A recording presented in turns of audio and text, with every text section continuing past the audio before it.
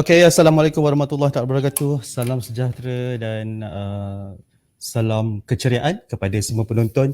Sekali lagi hari ini kita bersiaran secara langsung dalam wawancara layar putih di YouTube, Facebook dan juga Twitter ITBM, dan kita hari ini akan bersama-sama dengan seorang tokoh yang tidak asing lagi. Kita tak perlu kenalkan pun sebenarnya, kalau saya sebut nama saya rasa semua orang tahu. Tapi hari ini sangat istimewa kerana kita bukan hanya akan bersiaran di ITBM, studio ITBM, tetapi kita juga membawakan siaran ini terus ke Garasi TV. Kita kongsikan perkara ini bersama dengan Garasi TV dan kita cuba mendapat seramai yang mungkin untuk berkongsi tentang stream langsung yang kita bawakan pada hari ini. Dan kalau kita boleh buka sedikit ya sebelum kita mulakan, boleh masuk ke website ITBM ataupun ke Garasi TV, klik sahaja dan terus linkkan kepada dan kita terus sharekan kepada rakan-rakan kita yang ada di luar sana. Jadi jangan lepaskan peluang, kita gunakan masa yang ada ini untuk bersama-sama berkongsi pandangan dan juga kupasan yang lebih menarik dalam isu yang berkaitan dengan penstreaman langsung nadi baharu jualan buku. Baik, untuk meneruskan sesi pada hari ini, kalau kita boleh memperkenalkan dahulu tokoh yang tidak asing lagi, seorang wartawan dan juga seorang pengasas Garasi TV yang amat kita sanjungi, iaitu Tuan Haji Zainal Rashid Ahmad. Okey. Apa khabar Tuan Haji? Khabar saya alhamdulillah. Kalau saya alhamdulillah, nampak di bahagian belakang tu dengan backdrop yang sangat cantik, itu adalah baju-baju bandel. Itulah orang kata ikoniknya Garasi TV, dan sebagai salah sebuah stream yang orang kata sebagai pelopor di Malaysia. Jadi kita bawakan Tuan Haji pada hari ini bagi berkongsi lebih banyak perkara-perkara yang menarik. Jadi mungkin kalau kita tak perlu buang masa Tuan Haji, kita akan start dengan soalan dahulu, sebab kita akan buka kepada rakan-rakan kita yang lain nanti, sama ada daripada Garasi TV ataupun daripada ITBM, untuk berkongsi pernyataan ataupun pendapat ataupun soalan bersama kita pada hari ini. Dan untuk soalan yang pertama, saya terus straightforward pada soalan yang pertama, iaitu mungkin ada yang masih lagi keliru dan tak tahu langsung tentang stream langsung. Jadi apakah beza antara jualan secara dalam talian iaitu online dan juga jualan melalui stream langsung? Jadi silakan Tuan Haji. Terima kasih ITBM. Dia ada banyak beza dia. Walaupun kita menggunakan tools yang sama yang kita panggil sebagai media sosial, tapi media sosial mempunyai tiga segmen yang penting. Satu adalah segmen poster, satu adalah segmen teks, dan satu adalah segmen video. Bagaimanapun membezakan jualan online, kebiasaannya orang menggunakan park and post, iaitu meletakkan poster dan meletakkan posting. Anda letakkan poster, anda tulis teks dan kemudian anda berharap dengan park and post anda akan mendapat pembeli atau anda akan mendapat apa-apa respon daripada community. Itu dipanggil park and post. Park and post ni biasanya dilakukan kalau dalam industri buku, saya ambil keputusan dalam industri buku, biasanya dibuat oleh penulis yang kemudian kemungkinan besar menjual bukunya sendiri, atau syarikat penerbitan yang membuat promosi dengan harapan lintasan ataupun follower Facebooknya, sama ada page ataupun private, dia boleh mendapat pembeli. Ini adalah common kerana saya kata dia adalah biasa, kerana beban yang besar ditanggung adalah kerana pada 2006 apabila Facebook diperkenalkan, penggunanya tidaklah ramai. Akaun di Malaysia berada dalam sekitar 2 ke 3 juta je waktu itu. Tapi data terbaru pada tahun 2018 menunjukkan akaun di Malaysia adalah 28.6 juta pengguna. Jadi apabila kita buat park and post, data membuat penelitian bahawa terdapat 5 juta poster yang berorientasikan perniagaan. Berarti apabila kita buat park and post, di mana kita meletakkan poster dan kita menaikkan caption ataupun teks, kita terpaksa bersaing dengan cross 5 juta posting yang dilakukan secara harian. Itu satu yang kemudiannya memberi saingan yang sangat besar kepada aplikasi mereka yang pada mereka yang berorientasikan jualan buku untuk memenangi perlumbaan park and post ataupun posting. Yang berbeza, yang satu lagi adalah online, di mana dia menggunakan aplikasi, toolnya adalah apps. Berarti saudara menyediakan web, pembelian dalam laman web di mana orang masuk, tengok, browse dan kemudian beli. Tiada komunikasi dua hala, di mana dia lebih moden daripada park and post kerana dia menggunakan web, tetapi dia adalah aplikasi. Aplikasi adalah sebuah teknologi lama. Sebab saudara, pada saya apabila dalam dunia digital, apa sahaja yang berlalu 2 tahun dulu telah pun dikira lama. Kerana dalam digital, kita tak boleh berfikir melihat apa yang telah berlalu. Dalam digital, kita sentiasa berfikir apa yang kita lakukan hari ini, impaknya kepada tahun-tahun yang akan datang. Bagaimana dia boleh berkembang. Berarti apa yang saya lakukan semalam, dia sudah tidak relevan untuk saya lakukan besok.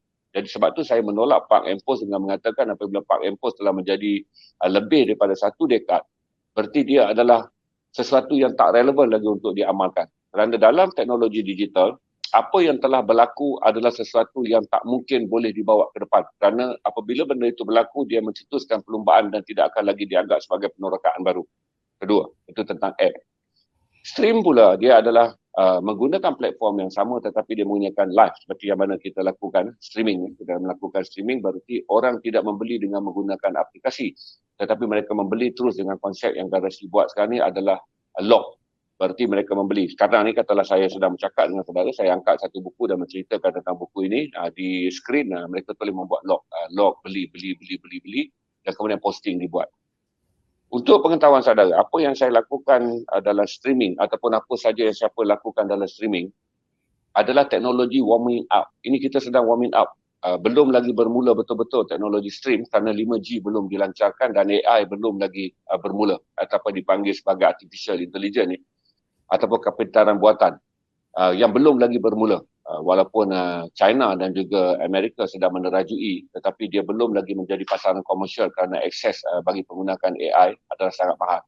Tetapi stream adalah pembuka jalan bagi semua pemain-pemain 4G bersiap sedia untuk memecut apabila garisan 5G bermula. 5G sepatutnya bermula di negara kita pada September tahun lepas tetapi oleh kerana COVID-19 kita ramai pemain-pemain 5G di seluruh dunia terjejas persediaan untuk memulakan 5G dan berikutan juga krisis di antara Amerika dan China dalam isu Huawei kerana Huawei adalah jenama teknologi China yang memperkenalkan 5G. Itu beza dia. Berarti kalau kita berpatah balik untuk melihat tentang Park and Post, kita akan berpatah balik pada sejarah yang saya sebut kalau dalam budaya media sosial. Perkara yang berlaku 2 hari lalu adalah perkara yang telah boleh dianggap 2 tahun lalu. Bayangkanlah kalau sekarang sudah 10 tahun lebih kita ada Park and Post, berarti dia tak relevan lagi untuk perniagaan. Manakala teknologi yang berada dalam online menyebabkan kita akan tercicir jauh.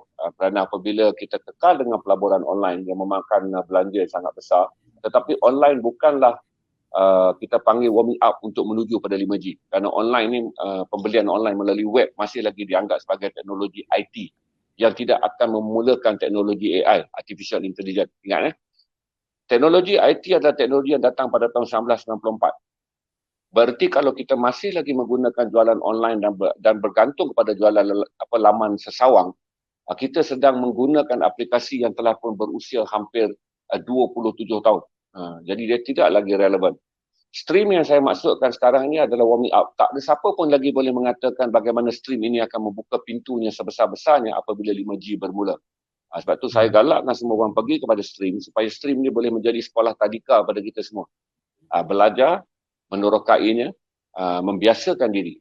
Kemudian stream apabila betul-betul 5G dilancarkan di seluruh dunia, stream akan mencetuskan begitu banyak lagi teknologi, terutama bagaimana pula sekarang ni kita akan menentuh masuk kepada AI, intelligent dipanggil sebagai kepintaran buatan lah, saya guna dalam bahasa Malaysia, iaitu kepintaran buatan. Kalau kita tidak memulakan stream, tak ada siapa boleh meneroka kepintaran buatan kerana kepintaran buatan adalah aim, di mana kita menyasarkan bahawa apabila 5G berkembang, kepintaran buatan akan mula masuk dan kemudian menggerakkan teknologi 5G sebagai pemacu utama yang saya jangka kemungkinan dia mempunyai jangka hayat untuk berkembang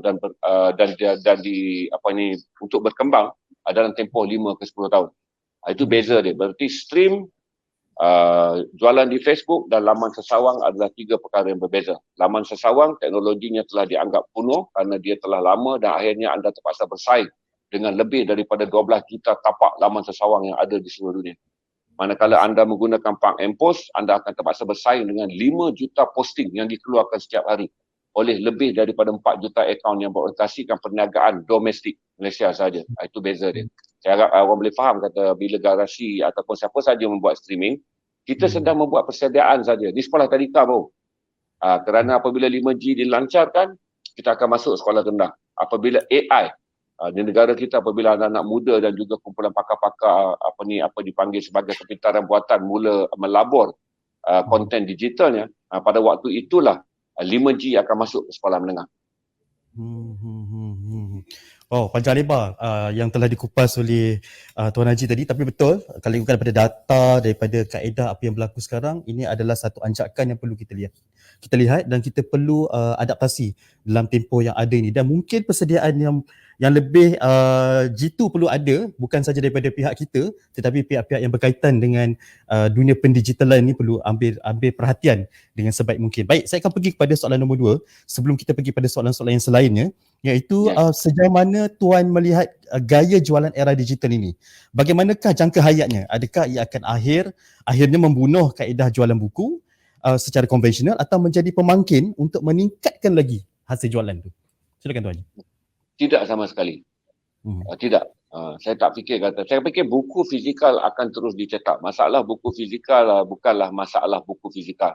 Masalah buku fizikal adalah masalah pemasaran. Di mana buku fizikal menganggap, gini tuan-tuan, kita percaya kepada apa yang dipanggil sebagai rangkuman tipa induk. Di mana kerana buku fizikal dijual di premis fizikal dan dibeli secara fizikal, maka kita menganggap apabila pembelian secara fizikal merosot, premis secara fizikal tak lagi mampu bersaing kerana kosnya sangat tinggi, maka kita menganggap buku fizikal juga mati. Itu adalah pandangan yang sangat salah.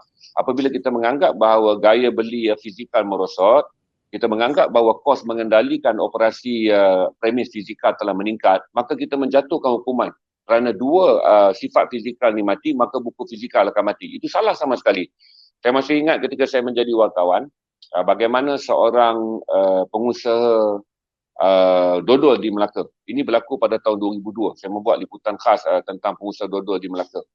Pada waktu itu, dodol di Melaka tak boleh dijual dengan pasaran yang sangat luas. Tak boleh dijual. Tetapi rupa-rupanya dia diminati oleh komuniti Cina yang berada di Kanada. Jadi ada 2-3 orang anak Malaysia yang pernah merasa dodol, mereka berketurunan Cina dan mereka berada di Kanada. Akhirnya mereka menemui laman web milik pengusaha dodol yang menghasilkan dodol dalam bentuk kecil, dodol pack kecil yang kita nampak dodol Melaka tu. Dan akhirnya kerana laman web itu ditemui, dodol tersebut mula dipromosi. Berarti dia diimport oleh peminat dodol daripada Kanada dan dipasarkan. Dan akhirnya pengusaha dodol di Melaka ni memboleh 60% jualan dodolnya di peringkat antarabangsa kerana ledakkan laman web. Ini saya ceritakan peristiwa yang berlaku tahun 2002. Berarti dodol yang bersifat fizikal tu tidak lagi, bukan saja kita kata macam ni, dia bukan lagi bergantung kepada bagaimana dia nak dijual di premis-premis yang dikunjungi oleh pelancong-pelancong di Melaka.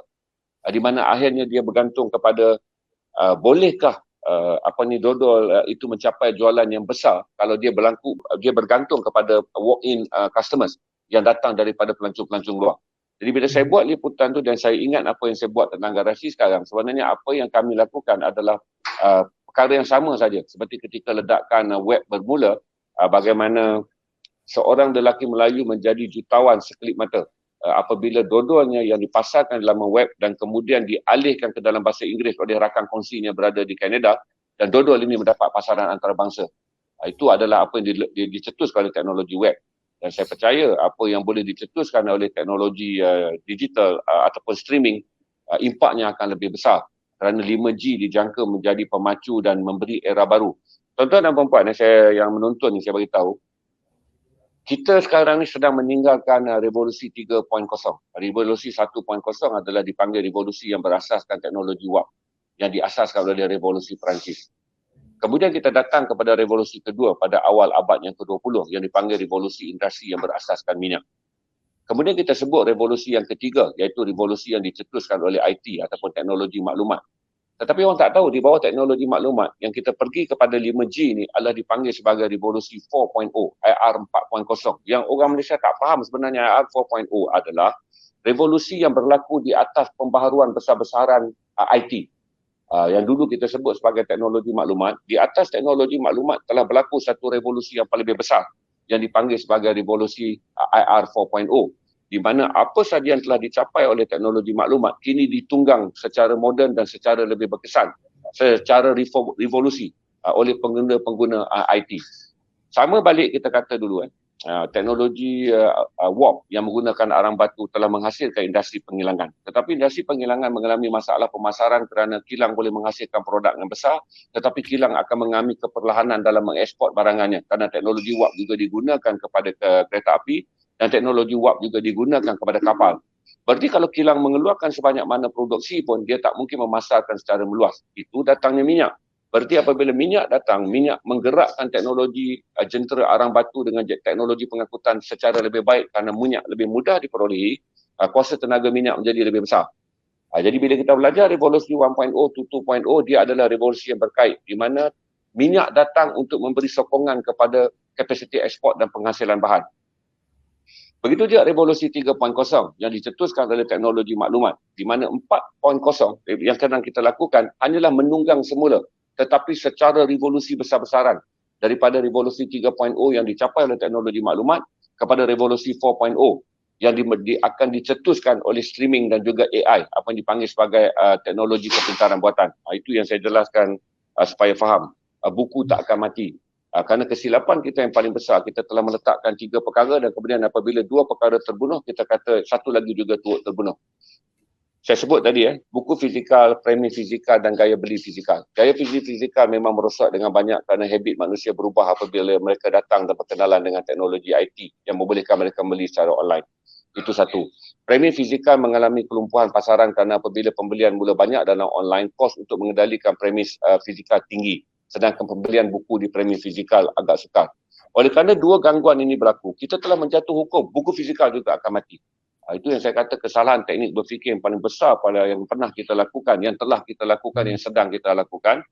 Dengan memberi hukuman kerana 2 rakan fizikalnya mati, maka kita menganggap buku fizikal juga mati.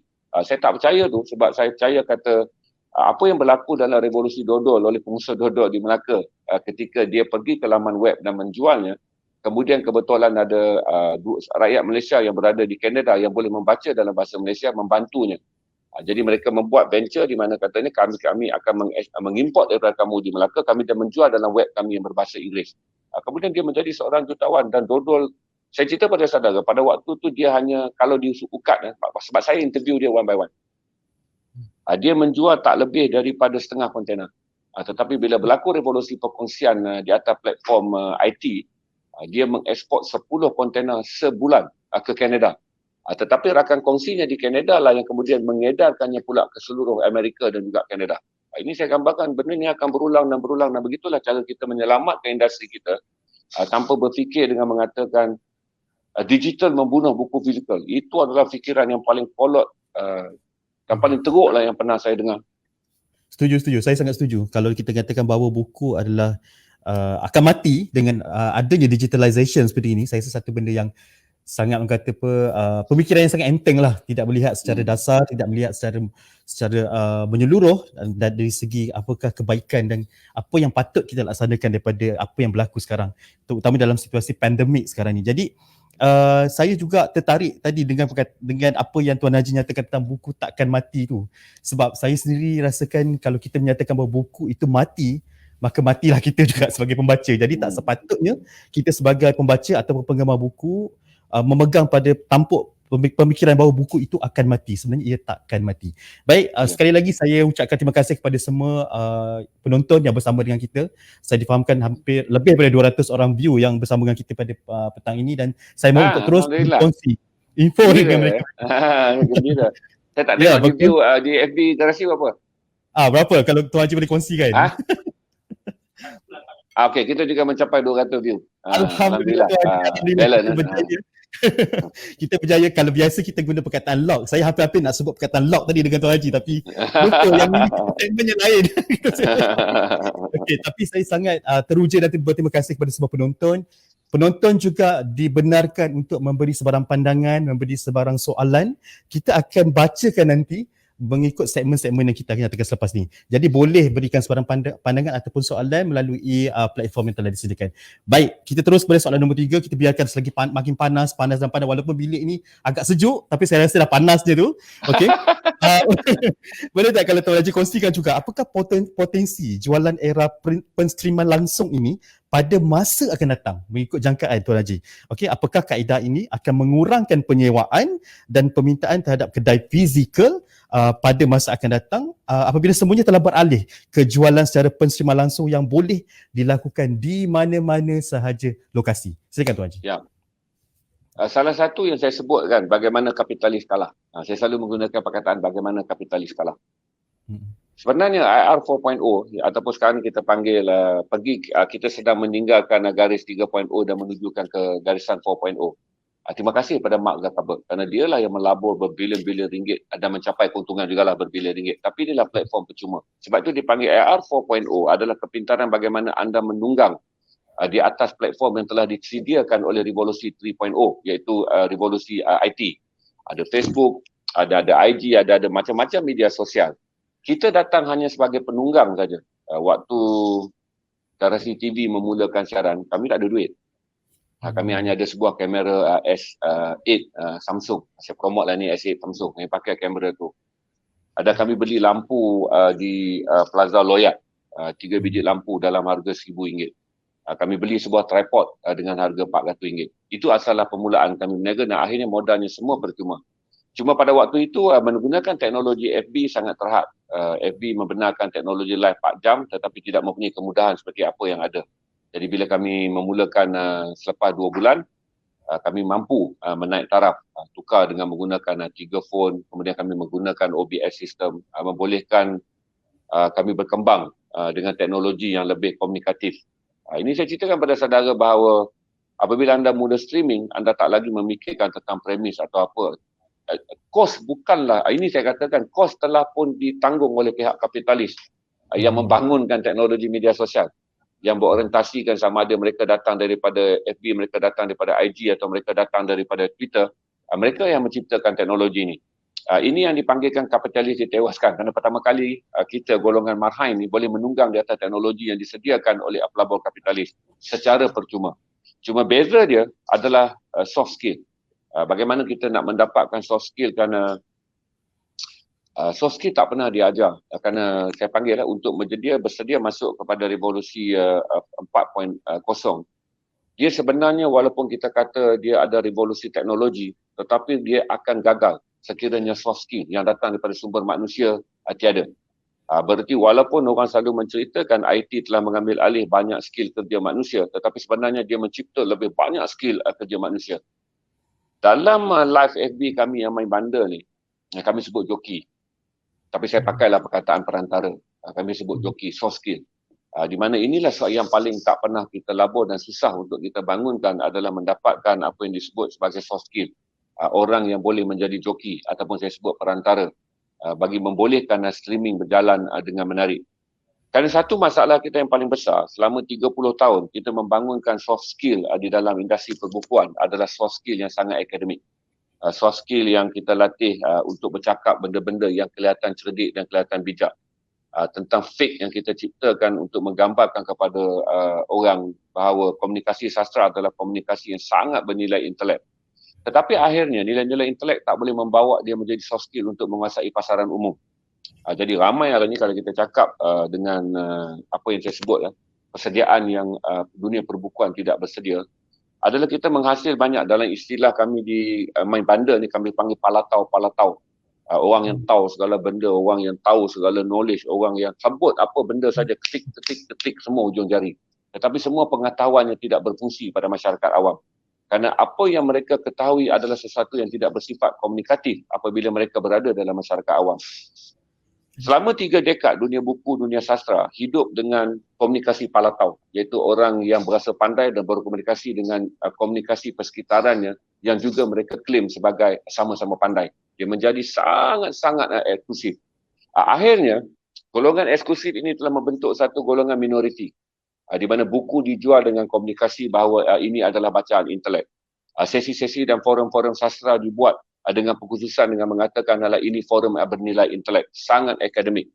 Dan akhirnya selepas 30 tahun, masyarakat membuat klaim bahawa buku, dunia bahasa, dunia sastra hanyalah milik orang intelek. Dan itulah yang membunuh kita.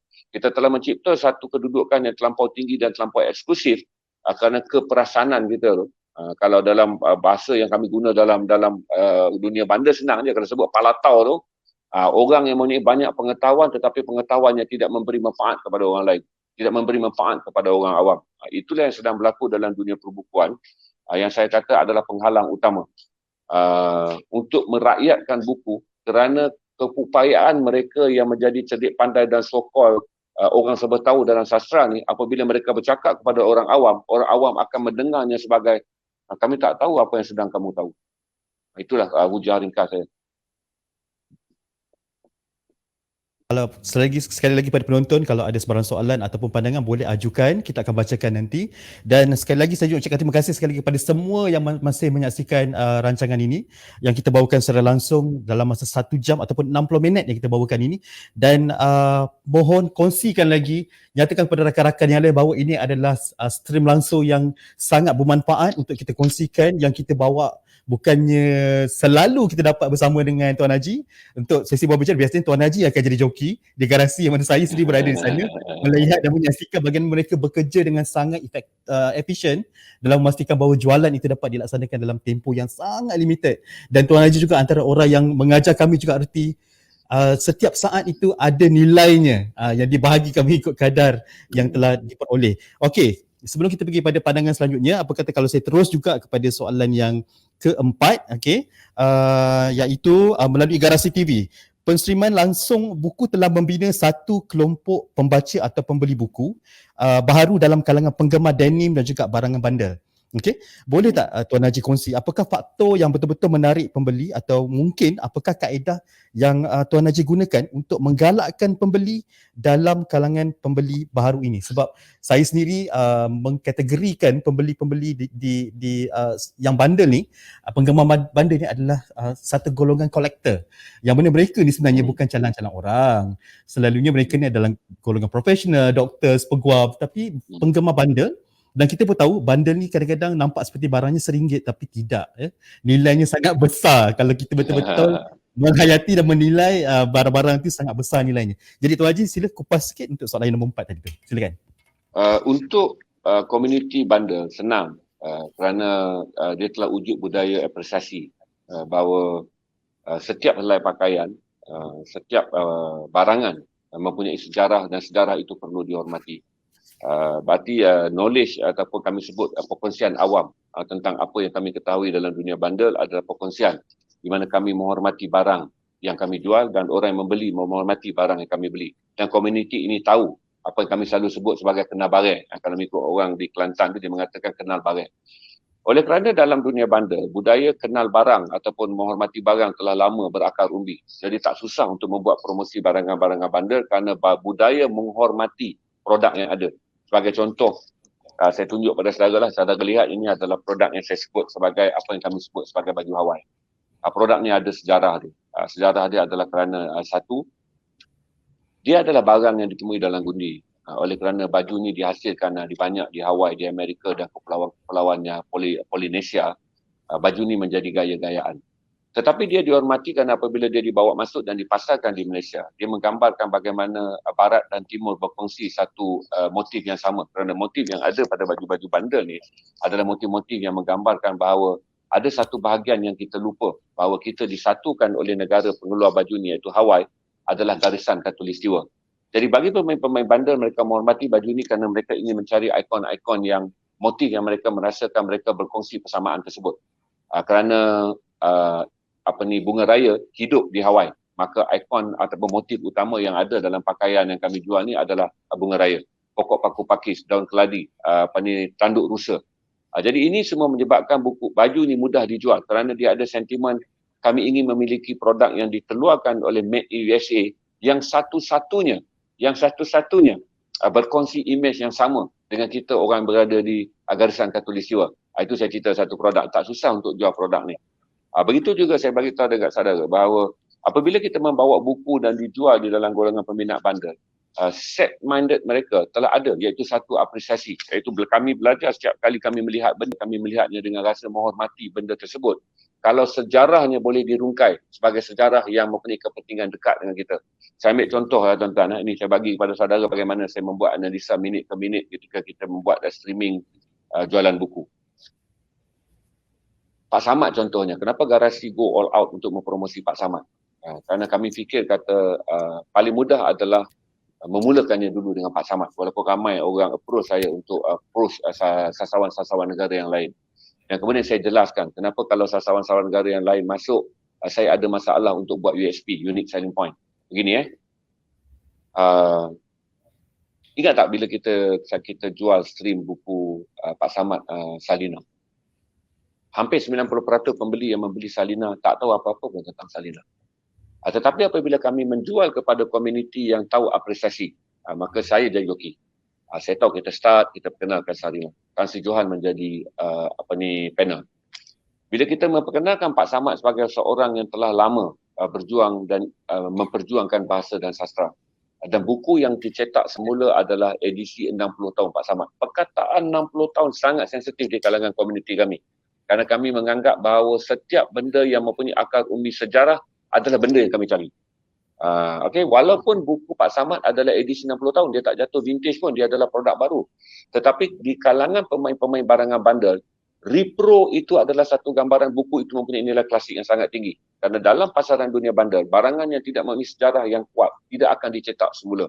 Jadi bila saya promosi, saya tahu ini mudah. Kerana buku ini mempunyai sejarah yang panjang dan dia mengulang, dia adalah kekal popular selepas 60 tahun dan cetakan kali ini adalah cetakan bagi ulang tahun 60 tahun. Sama saja bila kita sebut Levi's, ini cetakan Levi's mengenang Levi's 100 tahun. Ini cetakan Levi's sebagai anniversary model ni 50 tahun. Jadi benda tu sangat sama. Jadi bila saya perkenalkan bahawa ini adalah cetakan 60 tahun, menunjukkan sebuah buku telah melalui survival, kandungannya selama 60 tahun dan kekal popular. Dan ditulis oleh seorang yang selama, sehingga buku tu diraikan 60 tahun, penulisnya masih ada. Penulisnya kekal relevan, kekal berjuang. Berarti kita mendapat 37 log. Berarti 37 orang membeli buku itu kerana segmen itu. Kemudian masuk pada segmen yang kedua pula, iaitu setelah buku itu dihormati, bagaimana kita nakkan buku tersebut dianggap perlu dimiliki oleh semua orang yang menonton, terutama penonton kami lah daripada segmen bandar ni. Kita mula menceritakan bahawa kehidupan anda ada dalam buku ni. Macam saya cerita ni, motif baju ni. Kita kata kehidupan kita ada dalam baju ni, iaitu kita berkongsi ni iklim tropika yang sama dengan Hawaii. Mustahil barang-barang US yang lain tidak related dengan kita, tetapi ini barang mempunyai related yang dekat dengan kita kerana dia menggunakan fauna yang adalah fauna kita. Kerana garis khatulistiwa Hawaii juga adalah garis khatulistiwa kita. Maka akhirnya saya masukkan, bila saja saya pancing Tan Sri Johan untuk bercakap tentang kehidupan kampung kambing di Singapura yang telah pun lupus. Kita tak akan dapat lagi melihat kampung kambing di Singapura dalam kehidupan kita hari ini. Maka itu bila sampai saja part kami bercerita tentang kampung kambing, kami mula bercerita tentang Abdul Fakkar. Saya berdebat dengan Tan Sri Johan. Siapakah yang benar dalam ini? Apakah Abdul Fakkar berada dalam titik yang betul untuk dikatakan sebagai watak utama? Apakah Salina dalam novel ini adalah mangsa? Atau Salina dalam novel ini adalah gambaran bagaimana lemahnya wanita pada era mereka baru untuk bangkit dalam mengisi era kemerdekaan? Bila sampai waktu itu, log meningkat tinggi. Dia naik kepada 167 log dalam tempoh 11 minit. Sebab saya tengok data ni, sebab saya analisis ni kepada saudara ada analisis data. Berarti masyarakat akan mula membeli apabila mereka melihat kehidupan mereka ada dalam buku itu dan kehidupan yang mereka perlu tahu ada dalam buku itu. Iaitu satu, kampung kambing yang telah pun lupus dan tak ada lagi. Untuk melihat orang Melayu yang memulakan kehidupan di kota Singapura pada tahun 50-an, carilah ia dalam buku Salina. Dan yang kedua, mencetuskan interest orang bahawa pertembungan untuk memahami benarkah Salina seorang pelacur yang buruk ataupun seorang pelacur yang perlu dikasihani. Abdul Fakkar, benarkah dia playboy yang perlu dibenci atau playboy yang perlu difahami. Telah mencetuskan itu dan log meningkat. Itu cara dia bila kita jual, dia bukanlah saja tentang kita pasarkan begitu saja. Kita harus memahami segmen. 15 minit pertama, apa yang kita nak push. 15 minit kedua, apa yang kita nak push. Apabila log tu sampai ke 167, saya akan kali pada admin saya. Admin saya mula memberitahu log mula perlahan. Berarti saya perlukan energi baru pula untuk membuat log meningkat semula. Bila sampai ke peringkat tu, saya mula berdebat dengan Tan Sri Johan pula mengenai dua watak yang tidak kami bincangkan lagi sebelum ni, iaitu tentang Nahidah dan Helmi. Bila sampai pula orang sampai ke segmen tersebut, orang mula mengatakan Helmi adalah Pak Samad. Kalau nak mencari Pak Samad, bacalah buku ini. Walaupun watak Helmi bukanlah watak utama, itu Salina dan Abdul Fakkar, tetapi kemungkinan, bukan kemungkinan lah, saya dan Tan Sri Johan mempromosi, kata kami yakin Helmi adalah Pak Samad. Pak Samad menempatkan dirinya sebagai seorang Samad Sains melalui watak Helmi. Log melambung lagi daripada 167 naik ke 237, iaitu close log, di mana malam tu kita tutup pada 237 log. Berarti itu 3 frasa pemasaran yang kami buat dengan menggunakan apa yang selalu kami gunakan dalam pemasaran bundle kepada pemasaran streaming, di mana kita tahu bila kita nak buat opening attack, kita tahu bila kita nak gunakan konten untuk membuat hit attack, dan kita tahu apabila kita nak menggunakan konten untuk membuat close attack. Itulah saya share dengan saudara. Agak faham lah macam mana kami menggunakan aplikasi dalam perniagaan bundle, dalam perniagaan buku. Oh, itu strategi. Saya rasa sangat banyak strategi. Ya. Saya rasa kalau siapa yang mencari strategi, semuanya ada bersama-sama dengan apa yang telah Tuan Najib kongsikan tadi. Cuma pandai. Saya seorang yang tak sembunyi rahsia. Saya seorang yang tak sembunyi. Pandai tu bila untuk pick up je Tuan Haji, betul tak Tuan Haji? Kena kreatif dari segi ni. Saya sebenarnya bila tengok belakang Tuan Haji, sebab mata saya tertarik ke tepi sebab saya ada monitor untuk saya pantau. Saya tertarik dengan baju-baju di bahagian belakang sebab saya pernah cuba lock tetapi tidak berjaya. Bayangkan tidak sampai tak sampai saya rasa 10 saat sahaja lock sangat laju. Jadi itu adalah satu wave yang saya rasa satu kejayaan yang luar biasa, sehingga kan pihak admin terpaksa bagi tahu cuba lagi, akan datang, minta maaf. Dan ada baju-baju belakang tu saya tertarik juga. Kita tunggulah nanti untuk next punya jualan garasi untuk kita lock untuk yang akan datang. Okey. Saya tanya admin kalau ada Aznan, saya nak betulkan. Sebenarnya sejarah log buku yang mencipta sejarah di garasi. Kami tak pernah mendapat log yang besar sehebat ketika kami buat stream buku.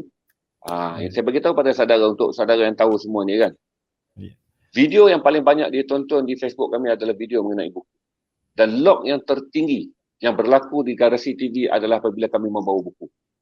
Itu sejarah dia. Kami tak pernah jual barang bandar RM27,000 dalam tempoh 68 minit, tak pernah. Walaupun saudara tengok log tu sebagai besar, tapi rekod masih lagi dipegang oleh sesi streaming buku. Jadi buku takkan mati. Itu pegangan paling penting sekali. Okey, kita tengok, saya tanya admin kalau ada sebarang soalan daripada penonton. Kita masih menunggu ataupun pandangan. Kita ada satu soalan daripada saudara Arsyad Arifin, iaitu soalannya Skoda ya, okey. Skoda. Okey, mengapa saya perlu membeli buku fizikal sedangkan saya boleh mendapatkannya secara digital? Apakah kelebihan buku fizikal berbanding buku digital? Okey, Tuan Haji, pandangan Tuan Haji bagaimana? Okey, saya cerita. Ada banyak perkara yang habit manusia tak boleh berubah. Dia panggil satu adalah ketakutan semasa. Ketakutan semasa ni saya beritahu pada saudara, bila berlaku satu ledakan, kita akan mengalami shock. Berarti sekarang orang selalu percaya kata e-book apa semua, dan orang tak baca buku fizikal. Ini adalah ledakan peralihan. Dan inilah yang orang percaya pun sejak 5 tahun yang lalu. Soalan yang saudara tanya pada saya, inilah. Tapi apabila kita buat log, membuktikan ketika kita buat sesi jualan buku, saudara sendiri melihat bahawa log buku fizikal berlaku sangat laju. Dan hingga sekarang pun saya boleh bagi tahu pada saudara, semua orang boleh menggambarkan pandangan tidak matang. Bahawa orang dah ada teknologi fizikal, orang akan meninggalkan buku fizikal kerana ada teknologi digital. Tuan-tuan dan puan-puan, dengan skrin telefon yang hanya keluasan dia 7 inci, saudara baca portal bolehlah.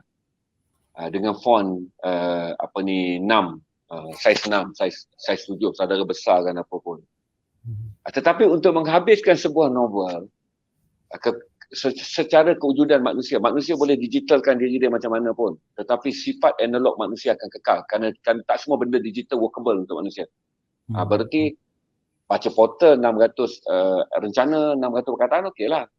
Saudara nak baca novel Salina, saudara nak habiskan 4 tetralogi Pak Arinawati, tak mungkinlah di atas platform e-book. Saudara akan baca manual book, sebiasa bawa ke sana, bawa kemari. Phone adalah satu kehidupan yang sangat rencam. Macam-macam ada dalam tu.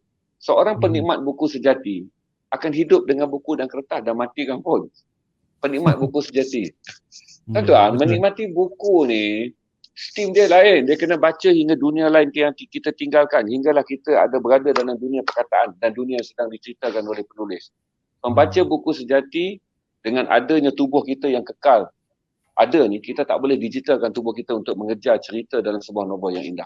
Sebab tu saya kata anda boleh cerita kata Akbar mati kerana orang mampu membaca di portal 600, 400 perkataan. Itu Akbar mati kerana portal berjaya membunuh kehidupan Akbar fizikal.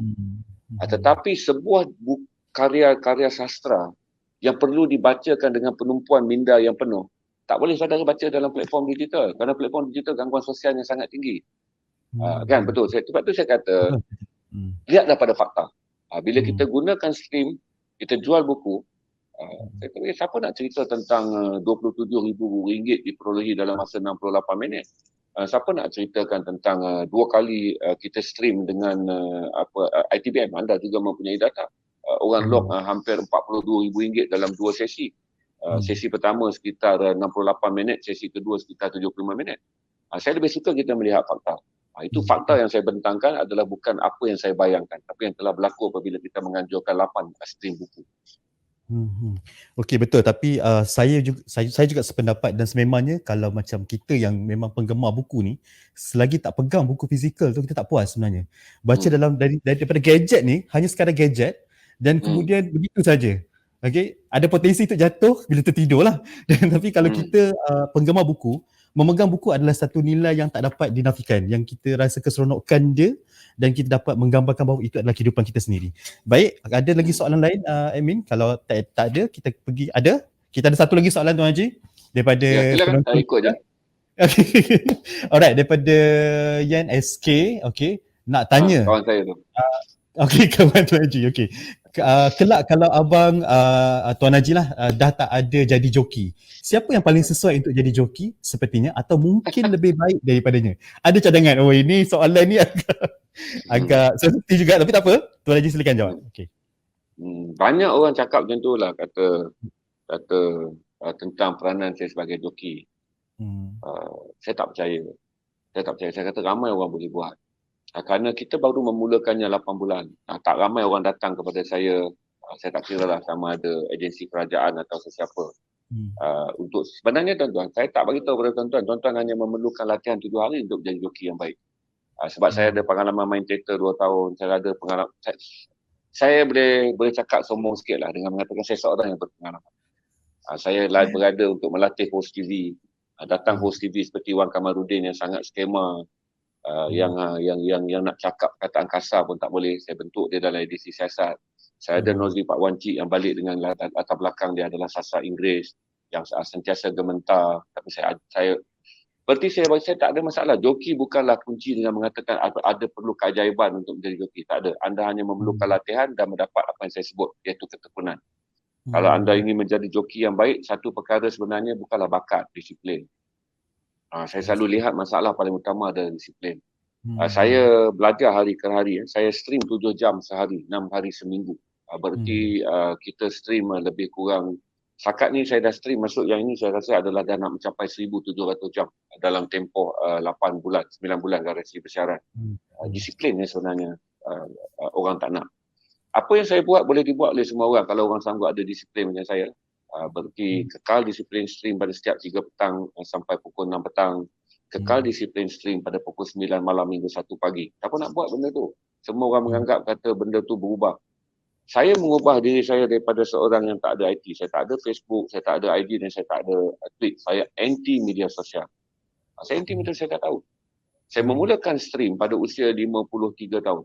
Sekarang tahun ni saya 54 tahun. Dah kira tu orang anggap saya ni fosil lah. Fosil. Saya bukan dinosaur, fosil. Iaitu tinggalan dinosaur yang tak lagi relevan untuk teknologi digital.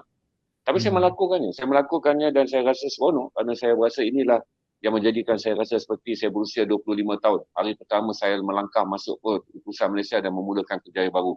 Jadi pada 3 hari bulan Julai 2020, saya tak akan lupakannya. Saya merasakan saya kembali berusia 25 tahun dan melangkah masuk ke kerjaya baru sebagai seorang streamer. Istilah yang sebenarnya adalah streamer, bukan joki. Yin, dia sebenarnya soal disiplin. Tak ada orang, saya belajar daripada mula ke mula hingga sekarang Azan, saya akan preview balik. Pasti kalau saya dah stream 1,640 jam. Saya kira semalam saya dah stream di garasi 1,640 jam. Selama saya stream tu lah, saya preview balik semua stream saya. Tengok apa orang komen, tengok kelemahan saya waktu stream, tengok itu, tengok ini dan saya baiki. Setiap kali saya preview detail minit per minit, tak ada skips. Saya preview untuk melatih dan memperbaikinya. Tidak mengulangi apa yang saya dah buat silap ketika saya live tanpa menyesali. dan kemudian melihat kekuatan saya pada ketika saya live berdasarkan komen yang up pada waktu tu dan saya memperkukuhkannya. Sebenarnya masalah yang paling biasa saya bukanlah seorang yang berjaya pun. Saya percaya beberapa tahun lagi akan muncul anak muda yang lebih hebat stream. Kali ini adalah game plan mereka. Saya hanya satu fosil yang datang muncul dengan sisa tulang temulang dan semangat orang tua yang ada stream di dalam permainan orang muda. Tapi saya rasa anak muda apabila datang, mereka punya USP yang lebih menarik. Cuma bezanya adalah untuk memulakan dengan siapa mereka nak memulakannya. Kan tak ada pasokan. Dalam dunia sastra, Yin, Palatau ni lagi banyak, Yin. Lagi banyak Palatau dalam dunia sastra berbanding Yin adalah seorang streamer. Dia juga adalah seorang streamer bandar. Kami berkomunikasi semalam mengenai benang kain 501 device tu original atau tidak. Lama saya WhatsApp dengan dia. Yin, dalam dunia sastra lagi complicated. Kerana banyak lagi Palatau. Kalau kita kata dalam dunia bandar ada 10 ada Palatau. Dalam dunia sastra ada 1000 Palatau. Orang-orang yang klaim dia tahu semua benda, dia faham semua benda, dia jago dalam semua benda, tetapi orang akhir ini mempunyai banyak pengetahuan, tetapi apabila mereka berkongsi dengan masyarakat, pengetahuan mereka menjadi tidak keruan. Itu yang menjadi masalah besar dalam dunia perbukuan adalah kerana kita mempunyai orang yang banyak pengetahuan, akhirnya pengetahuan mereka tidak berfungsi pada masyarakat awam. Kerana selama 30 tahun kita melatih orang-orang yang berada dalam dunia perbukuan sama ada penulis atau pengedar buku untuk menjadi orang yang terlampau cerdik, hingga cerdik mereka telah mencetuskan jurang yang sangat besar dengan masyarakat awam.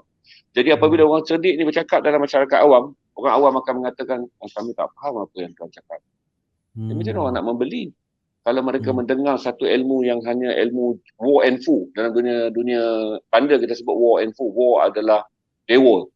Fu adalah sifu, gelaran sindiran kepada orang yang dianggap sebagai hebat sangat. Jadi war and fu dalam dunia sastra ni, apabila mereka turun kepada masyarakat awam, bahasa yang mereka pertuturkan adalah bahasa yang tak difahami. Mereka dianggap makhluk asing yang datang daripada planet Arif, marih dan cuba mengajar orang di bumi bagaimana untuk membaca buku. Itu krisis sebenar yang dialami oleh dunia perbukuan Malaysia. Saya bercakap terus terang je. Yen pun kenal saya. Saya adalah nothing to hide. Itu dia. Penjelasan yang sangat panjang lebar.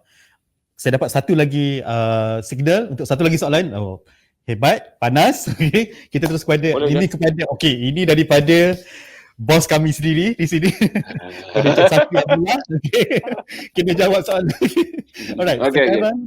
Sekarang streaming dikuasai oleh golongan yang menghargai barangan, iaitu dari segi ilmu dan juga nilainya. Bagaimana nantinya jika streaming nanti dikuasai golongan kapitalis yang mengejar keuntungan sahaja, iaitu wujud segala jenis penipuan untuk keuntungan? Pandangan Tuan Haji macam mana? Ya, saya setuju. Tapi dalam dunia sekarang saya rasa kan kita tak berada dalam dunia surat khabar. Apabila dalam dunia surat khabar, penipuan kita panggil apa yang saya panggil sebagai doktrinisasi. Dalam era surat khabar, doktrin di mana maklumat sehala yang dihantar. Maka orang yang menguasai surat khabar boleh menentukan apa yang akan difikirkan oleh masyarakat yang membaca surat khabar. Tapi dalam dunia stream ni susah tuan-tuan, pasal dia adalah komunikasi yang meluas. Orang-orang bijak berada di mana saja. Kadang-kadang saya menjual satu barangan yang saya klaim bijak kepada orang yang lebih bijak. Itu saya kena terima. Walaupun kadang-kadang saya terpaksa mempromosi satu barang daripada pengetahuan saya kepada orang yang kurang pengetahuan. Tapi saya juga menjual satu barang dengan pengetahuan saya yang sangat sedikit kepada orang yang membelinya dengan pengetahuan yang lebih besar. Berarti saya rasa stream kita tak perlu risau. Memang kapitalis ataupun orang yang akan ambil kesempatan. Tetapi mereka tak boleh lagi manipulate seperti mana akhbar manipulate zaman pembaca surat khabar. Kerana dalam masyarakat stream dia ada dipanggil sebagai netizen battalion. Berarti kalau saudara melakukan sesuatu untuk pembulian, saudara kena bersedia bahawa armada penentang yang datang daripada netizen adalah sangat kuat. Kita lihat ahli politik apa semua boleh ditewaskan oleh armada netizen. Ada ahli politik terpaksa diam kerana takut diterang oleh jabatan netizen negara. Tak ada perlu faham bahawa netizen mempunyai kuasa yang sangat besar. Kalau dulu kapitalis boleh bersembunyi di bawah wang dan modal dengan menggunakan pelbagai teknik taktikal. Tetapi hari ini tuan-tuan tahulah penyiasat-penyiasat yang berada di dalam dunia netizen. Intelijen netizen ni tuan-tuan lebih cerdik daripada MI5. Lebih cerdik daripada Jabatan Risik Bukit Aman. Jabatan Risik Bukit Aman baru mencari siapa itu skamer. Netizen telah mengeluarkan video-video skamer bergembira, skamer rumah asal skamer tu di mana, skamer tu sekolah di mana. Berarti oleh kerana ada 100 penyiasat dalam jabatan netizen, kita mendapat 100 maklumat dalam masa sekelip mata. Dan akhirnya saya boleh bagi tahu kata pada Bang Sakri, bahawa akan ada cabaran, tetapi saya lebih fikir kata potensinya lebih tinggi. Saya lebih berfikir tentang apabila betul-betul 5G datang, dengan kita tengok apabila Amerika meluluskan Xiaomi untuk kembali ke pasaran Amerika, berarti Amerika sedang bertolak ansur untuk membenarkan China mendahului revolusi 5G. Berarti apa di peringkat kita kena bersedia adalah satu adalah skill untuk membolehkan streaming dijalankan. Bagaimana kita terpaksa membuang gaya hidup kita berkonferen di dewan-dewan, bercakap dengan ayat-ayat bombastik, jegen-jegen yang merimaskan di dewan-dewan tentang perbukuan, tentang sastra. Tapi kita nak balik pada asas. Menggunakan bahasa-bahasa mudah, bahasa-bahasa yang menjadikan sastra ni tak perlulah tertekan untuk kelihatan cerdik, tuan-tuan. Kenapalah sastra tak ada tertekan untuk bagi tahu orang kami ni adalah orang cerdik? Tak perlu, tuan-tuan. Kembali dalam pasaran streaming adalah memberitahu bahawa kami memiliki sesuatu yang kami ingin berikan kepada anda melalui buku, dan sesuatu yang ada ini adalah sesuatu yang akan bermanfaat kepada saudara. Jadi selalunya perkongsian yang menjadi salah adalah kerana kita telah mengurung diri kita selama 30 tahun berkonferen dan juga bersidang dalam dewan persidangan di kalangan mereka yang terlampau ambisi untuk menganggap bahawa sastra adalah milik eksklusif orang-orang yang palatau, cerdik, pandai. Tetapi akhirnya kita menang riak tapi kita kalah pasaran. Inilah masalah sekarang. Kita menang riak tapi kita tak ada pasaran. Nah, bagaimana pasaran nak beli ketika kita menggunakan bahasa-bahasa yang pasaran anggap ini bahasa-bahasa orang riak aja yang cakap begini. Bahasa-bahasa besar kita mengatakan bahasa ilmiah tetapi dia tidak difahami. Itu yang saya rasa punca besar apabila saya stream dengan ini, saya dapat tahu bahawa kesian kerana waktu kita stream buku Pak Samad, saya cerita dengan Tan Sri Johan, saya dapat tengok muka dia sangat terkejut bila kita beritahu data. Saya menerima 62 soalan yang menggambarkan bagaimana penonton pada malam itu yang menonton live, kira-kira 600 orang, 62 soalan yang mengatakan mereka mengenali Pak Samad dalam konteks yang sangat unik. Di mana antaranya memberitahu saya pernah tengok dia di tempat reformasi. Dia memang unik, saya selalu nampak dia di Masjid Negara. Saya rasa dia memang dihormati. Saya tahu Ramli Sarip pernah menyanyikan lagu daripada puisi dia. Berarti sosok mereka yang klaim mereka kenal Pak Samad, mereka mengenalinya dalam bentuk yang naif. Kerana tidak seorang pun mengatakan dia adalah sasawan negara. Tak seorang pun mengatakan bahawa dia memiliki, walau malam-malam tu kita jual Hujan Pagi kan, kita jual buku Salina, tak siapa boleh relate bahawa dia juga penulis Hujan Pagi. Dia juga seorang penulis berarti. Tapi semua orang tahu Pak Samad. Cuma cara mereka describe Pak Samad, satu pun tak menyentuh tentang sasawan negara. 62 orang ini melahirkan kekaguman mereka pada Pak Samad, tetapi sosok Pak Samad di mata mereka bukanlah sosok seorang sasawan. Jadi saya bincang dengan Tan Sri Johan ini. Dan daripada situ data-data tu saya kumpul, dan sekarang saya banyak melapor pada Tan Sri Johan data-data ni kerana dia akan bagi saya feedback balik bagaimana untuk bertindak dengan data-data yang saya ada. I see. Okay. Itu tadi jawapan dia kepada Encik Sakri, harap Encik Sakri dan yang lain-lain dapat berpuas hati dengan jawapan-jawapan yang tadi. Jika ada lagi soalan boleh diajukan. Dan kita bagi Tuan Haji rehat sekejap je. Boleh minum dulu Haji. Okay, saya ada satu kotak yang eksklusif depan saya. Okay. Yang mana saya nak promokan sikit bahawa kepada siapa yang ingin mendapatkan kotak eksklusif ini yang kami bawakan eksklusif daripada ITBM bersempena dengan KLIBF iaitu ataupun Pesta Buku Antarabangsa Kuala Lumpur yang bersiaran langsung melalui medium Shopee. Boleh beli buku-buku kami dengan tawaran harga yang istimewa, dan ada juga kami berikan hadiah istimewa berupa kotak eksklusif ini. Okay, bersaiz buku. Nanti kita boleh bawa ke garasi Tuan Haji. Kita bawa ke garasi. Kalau dalam bandar kami sebut cukup ekor. Cukup ekornya semuanya ada. Bukunya, kotaknya apa. Hanya yen. Ni cukup ekor barang ni yen. Okay. Kalau admin boleh dapatkan saya buku Hantuah sekejap. Kalau saya boleh minta dapatkan. Okay, ni sebagai contoh kita boleh letak buku sebagai kids kan, untuk simpanan. Nak simpan barang kemas pun boleh, tapi pandai-pandailah menyusunnya di mana. Okey, ini antara kotak eksklusif yang kami bawakan. Okey, jangan lupa untuk dapatkan, dan saya boleh nak tunjukkan juga buku, iaitu buku Epic of Hantuah. Ini adalah buku asalnya. Cepat, geng-geng bandar lock. Buku ni lengkap. Ini bukan saja heritage. Dia bukan saja vintage, buku ni heritage ni. Dia dah tinggi pada vintage, dia ada heritage ni. Betul. Ini adalah buku asal yang kita terjemahkan. Inilah dia hasilnya, dan ini adalah kotak ataupun dummy yang kita buat. Okay, sama je saiz dia. Okay, seolah-olah seperti yalah kalau kita buat lukisan Mona Lisa, ini dia punya ni lah. Okay. Jadi ini perkara yang kita buat dan boleh dapatkan melalui KLIBF yang sedang berlangsung ataupun terus kepada kedai buku ITBM dengan tawaran Berapa eksklusif. tu? Okay. Yang Berapa ini harga? itulah harga saya dah lupa dah. Kalau tak salah harga lebih kurang dalam 250 harga asal. Tetapi ada diskaun yang sangat besar, up to 40% or 60%. Tak apa, boleh berhubung dengan pihak kami, boleh teks kami di sini, tak apa. Nanti kami akan salurkan kepada pegawai-pegawai yang terlibat untuk berurusan terus dengan pihak tuan-tuan dan puan-puan. Okey, inilah dia. Okey. Ada lagi soalan daripada produksi? Kalau ada, saya boleh bacakan. Kalau tidak, saya terus kepada soalan yang ada dengan saya. Kita ada masa lagi sikit lagi. Okey, Tuan Haji, kalau saya boleh teruskan, soalan yang selanjutnya adalah apakah yang penting dalam penseriman langsung?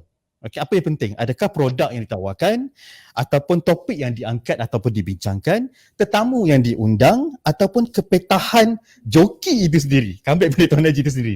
Jadi soalan relate dengan soalan yang tadi daripada saudara Yan tadi, apakah yang betul-betul menjadi orang kata apa, pencetus utama dari segi kejayaan penseriman langsung itu? Silakan Tuan Haji.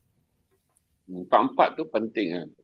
Dia sebenarnya kan kita combine dia empat tu. Produknya penting. Panel juga main peranan yang penting. Tetapi macam saya kata tadi lah, bagaimana kita nak menggunakan panel kalau kita tak tahu tujuan kita sebenarnya nak buat sale je. Saya nampak muka Tan Sri Johan, saya nampak buku Salina, saya kena berfikir bagaimana nak menggunakan Tan Sri Johan dan buku Salina, yang penting buku tu dijual. Maka itulah saya atur. Pertama, Tan Sri Johan saya tahu latar belakang dia mengenali Pak Samad. Maka saya cocok dia soalan-soalan yang dia boleh interpersonalkan tentang Pak Samad yang tak mungkin pernah didengar oleh orang awam. Dan soalan-soalan yang saya tanya, mestilah apabila Tan Sri Johan menjawabnya, dia menimbulkan interest kepada orang awam untuk mengetahui asas. Jadi kita tak bacalah pengenalan yang cara lama. Samad Said telah dilahirkan di Kampung Bilimin Dalam Melaka pada tahun... Tak boleh, tak. It's not workable kalau kita nak stream. Stream kita memperkenalkan karakter Pak Samad melalui penceritaan naratif stream. Berarti bila Johan cerita gini, dia cakap, sebab tu saya tak mulakan saya punya stream dengan baca biodata. Itu gaya lama. Stream is not workable. Bila saya pilih soalan-soalan yang saya dah tahu Tan Sri Johan akan bercerita dan jawapan dia tentang Pak Samad akan mencetuskan interest. Wow factor. Oh, dia seorang lelaki yang sangat budiman. Oh, gini cinta daripada sastra. Oh, dia beragak. Then itu timbul apa yang dipanggil interest, menghormati watak yang sedang kita ceritakan walaupun watak tu tak ada. Tapi watak tu perlu diketahui kerana kita nak luncurkan buku dia. Bila sampai pengenalan Pak Samad gini-gini dapat 37 log. Berarti saya dah ambil data. Ini adalah log kerana Pak Samad sangat dihormati. Walaupun penonton pada waktu tu tak tahu apa lagi yang ada dalam buku Salina. Bila admin saya queue 37 log telah perlahan, saya akan masuk pada segmen kedua. Yang kita kata ini shooting star. Betul-betul yang paling besar. Iaitu mengangkat konflik dalam buku tersebut. Yang orang awam rasa dia kena beli dan kena baca. Adalah tentulah temanya dunia kelab Salina yang menjadi pelacur dan juga Abdul Fakar. Apabila perbincangan tu sampai, orang ramai rasa dia kena beli buku tu kerana dia pun nak buat judgement. Kerana Tan Sri Johan menyampaikan judgement dia, saya menyampaikan judgement saya, semua orang ada judgement tentang watak-watak yang diperbincangkan. Maka orang awam kata dia kena beli sebab dia pun nak buat judgement tu. Dia pun nak terlibat dalam menghukum siapa Salina. Betulkah Salina dalam posisi novel ini adalah begini? Betulkah Abdul Fakar dalam gini adalah gini? Log itu melambung daripada 37 log kepada 32 log kepada 167 log. Begitu pantas. Berarti plot dan dramatization dalam buku yang kita nak menjual penting waktu stream kerana waktu itulah log dan interest pembelian akan meningkat. Kemudian bila admin saya bagi tahu kata spam. Spam tu maksudnya kajian yang kita, admin akan ada queue dengan saya mengatakan spam iaitu penurunan orang membeli. Maka saya sediakan segmen yang ketiga iaitu mengambil watak tambahan. Susuk remaja lah, susuk cinta dalam novel tu dengan mengangkat pula pertanyaan saya tentang hubungan Nahidah dan juga Hilmi. Maka log tu meningkat daripada 167 pada 237. Itu saja saya kata skill-skill ni adalah skill-skill yang sangat analytical. Kita tak boleh baca dengan fakta yang mudah. Tamunya, bukan. Dia bukan macam tu. Kalau kita setakat cari joki, cari tamu itu sentiasa ada dalam semua platform. Tetapi bagaimana kita nak menyusun strategi dalam dunia stream untuk membina interest. Satu tuan-tuan, seorang tak faham lagi, stream juga perlukan 10 minit pertama interest untuk orang-orang yang nak buat share. Macam ni tuan-tuan. Kalaulah kita cakap benda yang tak cerdik dan tak masuk akal, kawan kita tak akan buat share kerana dia tak akan share benda kepada kawan dia yang lain tentang konten yang sedang berjalan tapi konten tu tak ada nilai. Berarti 15 minit pertama saya tak boleh buat hard sell kerana kelihatan ini nak menjual ni, ini nak menjual. Maka saya kena put interest, come and get the knowledge. Mari beramai-ramai kita berkongsi, berkisah tentang satu orang yang mungkin sadar tahu susuknya hanya dalam surat khabar dan juga Google, tapi saudara tak tahu susuk rahsia yang tak pernah dicerita oleh siapa-siapa. Maka bila Tan Sri Johan bercerita Pak Samad demikian, kita dapat share. Kemudian bila kita cerita konflik salinan, share meningkat lagi tinggi. Selain daripada kita nak create orang interest membeli, kita juga nak share viralnya supaya orang mempunyai rasa ingin share kerana kandungan tu membantu. Sebab kita pun tak akan share kalau benda tu tak cerdik, betul tak? So kawan-kawan akan share. Jadi berarti bila kita membina flow dalam permainan stream, selain daripada hard sell yang kita juga nak menjual USP, unique selling point. Kemudian kita nak jual interest untuk orang buat share. Kerana share ni penting, tuan-tuan. Dalam kajian bila kita jual novel Salina, walaupun log ketika live berlaku 237, share-nya sekitar 800 lebih share. Tapi tak semua orang masuk kerana bila share, ada orang rasa waktu tu dia tak akan buka Facebook. Tapi bila dia buka je besok, kawan dia share dan dia preview balik. Jualan tu meningkat lagi menjadi 270. Berarti 33 jualan seterusnya datang daripada mereka yang membuka share, tetapi ketika live berlangsung mereka tidak menontonnya. Ini data-data yang saya boleh bagi kepada saudara untuk memahami streaming skillnya dan saya cerita ni free je. Saya cerita detail tanpa sembunyi langsung. Saya tak pernah lah buat iklan, datanglah berkhusus, bayarlah RM50. Saya share free je sebab saya rasa kata kalau orang Melayu nak maju dan nak berjaya, inilah laluan yang akan ada. Itu pun laluan ni sekejap. Apabila muncul anak-anak Melayu membawa teknologi AI, artificial intelligent, joki dah tak perlu. Sebab joki dah jadi dalam bentuk artificial je. Kita key in suara, key in dah 5 tahun, 10 tahun. Sebab tu saya bagi tahu kata kita sedang di garis mula, belum lagi pun tembak berlari mula kerana 5G belum bermula. Jadi inilah masa kita rasa bertadika dengan streaming ala yang kita buat ni. Sekarang kita baru sekolah tadika. Betul-betul. Okey, ada lagi soalan daripada PIB? Ada lagi? Okay, Tuan Haji, masih bersedia lagi satu lagi soalan? Okey, silakan. Okey, saya tak ada masalah. Daripada Mirza Danish, iaitu bagaimana Tuan Haji menghybridkan scene jin dan juga scene buku? Adakah scene lain pun boleh bergabung dengan scene lain juga? Silakan Tuan Haji. Boleh. Saya beritahu pada saudara, saya cuba banyak benda.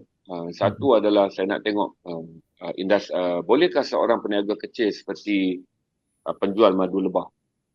Saya pernah stream bawa live di garasi seorang penjual madu lebah. Dia pegang rekod pertama dengan 45 minit RM17,000 dia dapat dengan menjual 260 botol madu lebah. Yang dia rasa dalam hidup dia selama 30 tahun, dia kata dia naik madu lebah, dia tak pernah jual madu lebah sebanyak tu. Satu, saya pernah bagi tahu kata, tuan-tuan, peminat jin pun manusia, orang-orang baik. Saya bukan bercakap dengan komuniti kriminal. Live saya ni bukan dengan live kriminal. Dia human being. Dia manusia biasa. Cuma jin adalah salah satu cara kami menjadi sebuah komuniti.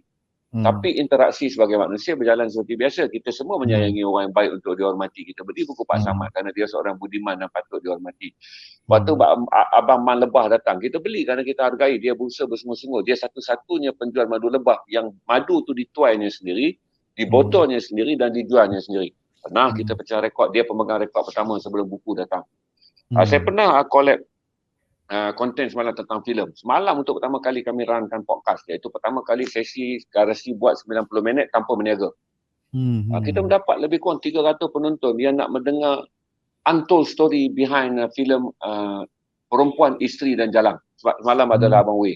Jadi sesi semalam adalah untold story, di mana saya bertanya semua soalan-soalan yang tak pernah diceritakan oleh Yue dalam mana-mana sidang akhbar, dalam mana-mana sidang disebut. Yue confess semuanya hingga Yue kata, selepas 30 tahun buat filem ni, malam ni lah baru aku berpeluang mencerita segala untold story behind the scene. Jadi itu yang kita try dan kita akan try. Dan sentiasa ada penonton untuk menontonnya. Jadi saya tak fikir kata ada keanehan. Sebagai contoh lah kata, selain daripada penjualan madu lebah, saya juga pernah bawa masuk culinary, anak-anak muda yang menjual perniagaan kek dalam garasi. Kita pernah bawa mereka yang saya rasa banyak lah, saya bawa buskers datang juga untuk pointing in account bank. Saya pernah collab juga dengan showcase artis. Kita pernah buat infak pun untuk madrasah, di mana orang bandar beli beras yang kita infak, tapi beras tu kemudian dipulangkan kepada sekolah anak yatim.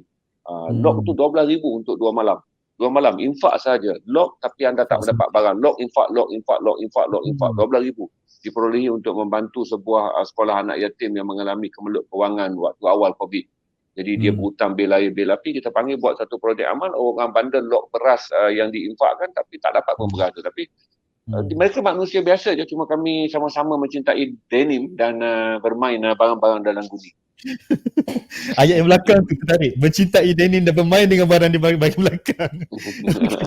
Alright. Saya ada satu soalan yang terus kepada saya. Kalau saya bacakan yang ni dahulu. Saya rasa dia dah tunggu ni.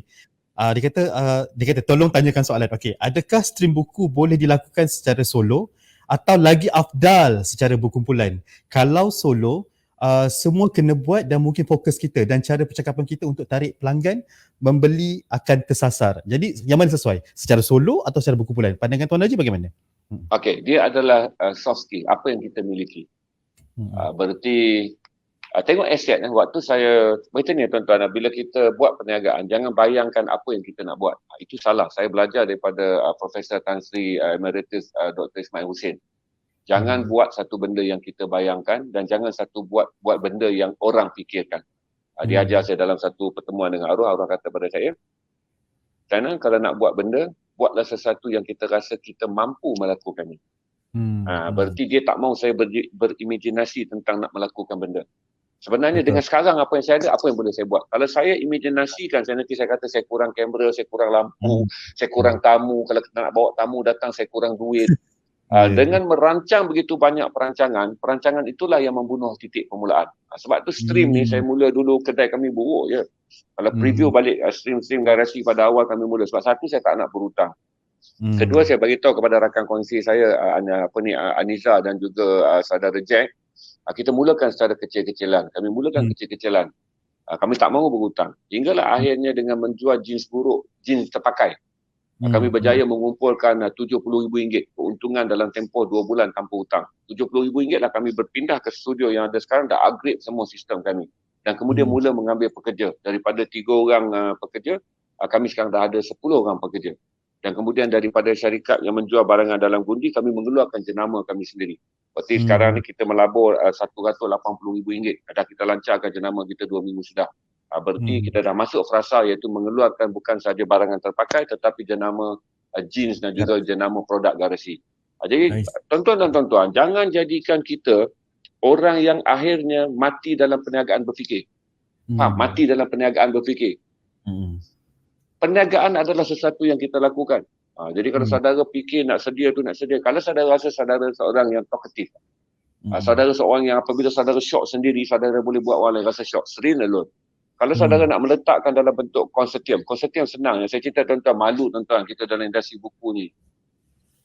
Anak saya stream dalam IG, cross stream kerjasama. Dia cross, dia pun belajar juga jual sebab dia orang main barang dia orang. Dia stream cross kan, dalam IG banyak budak-budak muda buat stream cross. Aku ada 60, macam sekarang kita buat ni. Yang kita buat ni bukan baru, budak IG, BBNU, budak-budak baru nak up dah buat per tahun. Cross share. Aku jual barang aku, lepas tu kau jual barang kau. Jadi mereka bergabung, pengikut mereka menjual barang sendiri. Berarti penonton saya mungkin pengikut Facebook saya, pengikut IG saya beli barang daripada IG, cross IG. Boleh buat juga begitu, tak ada masalah. Masalah dalam dunia kita selalu memikirkan bagaimana nak melakukan yang terbaik. Tuan-tuan, tak ada sesiapa boleh melakukan yang terbaik. Yang terbaik adalah setiap hari membaiki apa yang telah kita buat. Tak ada perkataan terbaik dalam perniagaan. Jadi kami mulakan dulu. Waktu saya mulakan dulu pun, saya cerita tuan-tuan, kami ada 3 biji lampu, macam saya katalah. Saya tak mahu ada hutang. Dan saya tak mahu, saya dah penat dah pergi merayu geran, saya cerita pada saudara dalam intro poster saya. Bila saya mulakan stream buku ni, saya dah menyampah untuk cakap pada pihak agensi kerajaan tentang stream buku boleh dibuat. Kerana mereka tak akan boleh membayangkannya. Jadi kalau tuan-tuan pergi lagi sekarang pun berbincang, walaupun stream garasi ni saya dah up story bagaimana stream yang begini, biar panjang cerita-cerita. Garasi dah stream 1,670 jam sebelum termasuk yang ini. Kita hanya stream, termasuk kita stream buku kurang 40 jam. Berarti tidak sampai 1% daripada airtime kita adalah untuk buku. Tak sampai 1%. Tetapi kita berjaya mencapai jualan 170,000 untuk industri perbukuan. Dan kita mendapat 200, kita dapat 3, yang untuk stream yang kita buat 48 jam tu, jumlah penonton adalah 220,000. Tapi stream sebelum tu, kita ada 68,000 penonton. Berarti dalam hanya kurang 1% airtime yang kami bagi pada dunia perbukuan, kita telah menjangkau tontonan 300,000 orang. Not even 1% airtime yang kita buat untuk buku. Kerana airtime kita semua habis untuk main barang dalam gundi ni. Jadi saudara, saya rasa tak ada sebab untuk, sebab saya beritahu kata Garasi tidak akan menjadi kami platform stream buku. Kami buat stream buku hanya untuk membeli nilai tambah je. Kawan-kawan hari dengar cerita jin dia orang pening kepala kan. Hari-hari kami, jadi ada hari kami kata jom kita stop jin sekejap, kita belanja benda lain, knowledge. Hari ni tentang perbukuan. Buku masuk ke Garasi bukan untuk diperniagakan. Buku masuk ke Garasi kerana saya ingin belanja penonton-penonton Garasi tengok benda lain sekejap daripada hari-hari kita cakap tentang jin. Jadi buku tak berada dalam katalog Garasi sebagai produk komersial. Dia dipanggil add value saja. Sebab tu kita tak ambil persen, kita tak ambil apa-apa. Sebab bila saudara geng-geng buku, RTBM datang kepada kita, Nuha Buku datang, saudara belanja kami add value, nilai tambah pada Garasi. Sebab tu saya tak ambil duit. Sebab kami saudara sedang belanja kami kerana kami tak ada konten yang lain. Berarti konten yang dilancarkan oleh Garasi untuk tujuan belanja ni, kau faham istilah belanja ni? Belanja percuma lah, kita belanja buku mana ni. Itu pun dah impaknya dah besar. Bayangkanlah kalau Garasi menjadi platform jualan buku sepenuhnya. Yang tak mungkin lah. Sebab saya dah putuskan Garasi tak akan menjadi platform, kecuali platform kolaborasi yang kami akan meneruskan kolaborasi dengan ITBM. Kami akan meneruskan kolaborasi dengan Nuha Buku dan kami akan meneruskan kolaborasi dengan Caterpillar. Tetapi kami tidak akan menjadi platform yang mengeluarkan buku. Itu kerana kami dah pilih untuk mengekalkan fokus perniagaan kami sebagai pengeluar jenama sendiri. Bagi tempoh 6 ke 18 bulan ni, kami akan meningkatkan jualan produk Garasi kepada 40% daripada keseluruhan airtime yang akan kami gunakan dari hari ke hari. Okey, Alhamdulillah, terima kasih Tuan Haji. Kami pun akan sentiasa berkolaborasi dengan Garasi semestinya. Terima kasih. Sama-sama membangun, support each other. Saya ada satu lagi soalan nampaknya dimaklumkan. Boleh upkan soalan kalau ada? Daripada Cik Arsyad Arifin. Saya dapati penerimaan langsung jualan barangan mempunyai masa depan yang cerah. Apakah kerajaan berhak dan akan melesenkan perniagaan seumpama ini? Apakah kesan terhadap harga barangan pula? Silakan Tuan Haji. Pandangan Tuan Haji bagaimana? Satu kan, berhenti mentality talking about government. Dalam dunia tanpa batas, tanpa kesempadan, dan kerajaan tak mungkin nak campur tangan dengan semua benda. Dan tak perlulah kita subsidi dah, cukuplah syarikat-syarikat yang mengharapkan subsidi. Bila datang era 5G streaming, kita jadilah orang yang berdikari. Walaupun saya fikir kata value Garasi ada untuk dapat grant, saya tak pernah berbincang untuk pergi dan mendapatkan grant. Kerana saya dah ambil pengajaran ketika saya gagal untuk meyakinkan pengeluar dana kreatif, saya gagal untuk mendapatkan bantuan ketika saya membentangkan idea. Saya membuat satu keputusan. Kalau siapa datang pun untuk memulakan perniagaan stream, saya akan bagi tahu kepada mereka, jangan pergi cakap kepada patung. Kerana saya menganggap mereka yang menguruskan benda-benda akan faham apa yang kita buat. Jangan berhenti. Berhenti bercakap tentang akhirnya kita kena balik pada kerajaan. Tak perlu. Mulakan macam saya kata, saya mulakan dengan, saya cerita tuan-tuan, kalau saya ambil sejarah gambar saya snap balik, saya jual 150 live jin buruk yang pertama. Buruk jin tu, jatuh grade C. Saya jual pada waktu tu satu live RM30, satu live RM40, 3 live RM100. Satu live RM40, 3 live RM100. Itulah, semua orang tahu. Yang di waktu tu Garasi terkenal dengan term combo rakyat. Hingga sekarang tuan-tuan, bila saya naikkan combo rakyat, orang Garasi dah tak nak dah. Mereka tunggu bila ni nak keluar produk Garasi. Mereka dah bertanya ni, kami nak produk baru, Ozian apa semua. Hingga saya kadang-kadang berasa bersalah kerana saya naik daripada edisi combo rakyat. Jadi minggu ni kami buat combo rakyat, naik barang-barang murah. Itu saya cerita pada saudara, jangan obses berfikir cara orang dulu. Mesti ada government di belakangnya, mesti kerajaan iktiraf, mesti mendapat benda tu ada dalam dasar negara. Tak payah penat tuan-tuan. Bila kita masuk dalam 5G, kita lah menentukan bagaimana kita nak bermain dalam teknologi yang sebenarnya kawalan ke atasnya telah melemah. Buat apa kita pergi lagi ketika kita dah ada kebebasan? Macam saya kata pelesenan, tak perlu lesen selagi saudara tak terbabit menggunakan Facebook. Sebab dalam ni tak perlu lesen. Tapi company kan saudara lesen kan untuk membayar cukai apa semua, company kena diikut undang-undang. Tapi tak perlu sebab setakat ni kerajaan dah mengesahkan Mereka yang membuat streaming channel di digital platform media sosial tak perlu mendapatkan lesen. Jadi jangan bimbang bab tu. Yang kedua, tak perlu lagi pergi memohon bantuan kepada kerajaan. Kerana kerajaan akan mentakrifkan apa yang saudara lakukan ni. Gini tuan-tuan, stream ni perkataan baru. 15 tahun lagi baru masuk dalam buku kerajaan. Oh, ada sejenis produk yang dijalankan oleh Bumi Putra. Tunggulah 15 tahun barulah keluar grant untuk kau. Kalau sekarang kau pergi cerita stream, orang yang membuat penilaian grant tu kata stream ni steam apa? Steam masak uap ke apa, steamboat, dia pun tak tahu. Jadi tak payah. Kerana 15 tahun lagi, bila Yen tu yang tadi tanya soalan naik jadi ketua pengarah, barulah dia faham, oh stream ni dah lama dah, mak-mak bandar buat daripada tahun. Jangan, tak payah. Buat sendiri. Mudahkan sebab dia kan tak berkos. Dia tak berkos tuan-tuan. Saya kagum dengan peniaga-peniaga bandar yang kecil-kecil. Terutama ada satu budak bandar di apa ni, Shah Alam. Dia mulakan dengan 20 helai baju. Dia confess, saya ada 20 helai, dia baru mula berniaga. Janganlah minta macam-macam baju, saya tak ada baju banyak. Yang nampak dekat gambar je tolong lock. Apa tu dia angkat baju dia tunjuk. Dia memulakan. Dan sekarang saya bila pergi tengok live dia, dia dah tak menang tangan dah. Dia dah ada helper dah. Dia ada bantu. Walaupun penonton dia 40-50 orang, tetapi dia mempunyai penonton yang mempunyai kuasa beli. Dan kemudian saya tengok kualiti penonton dia. Yang akhirnya kan fulusnya. Kita berniaga. Kemudian saya ingat lagi tentang seorang makcik yang berniaga live Facebook yang viral. Dia pun orang tua dek, siapa yang tonton ni kau ni semua yang muda-muda ni, makcik tu tua dah dek, umur hampir 70 tahun, stream jual baju RM1. Tapi dia menang dalam game plan dia, di mana datang anak-anak muda yang mula merasa, kami tahu makcik ni berniaga, kami lock baju dan infak. Kan semua orang nak bersedekah. Ia pun sejenis perniagaan. Kita menawarkan projek di mana anda membantu orang ni menjual pakaiannya dan kemudian pakaian tu disedekahkan semula pada makcik ni dan makcik ni sedekahkan balik pada orang di sekitar dia. So banyak elemen dan akhirnya kita bercakap tentang is a human value business.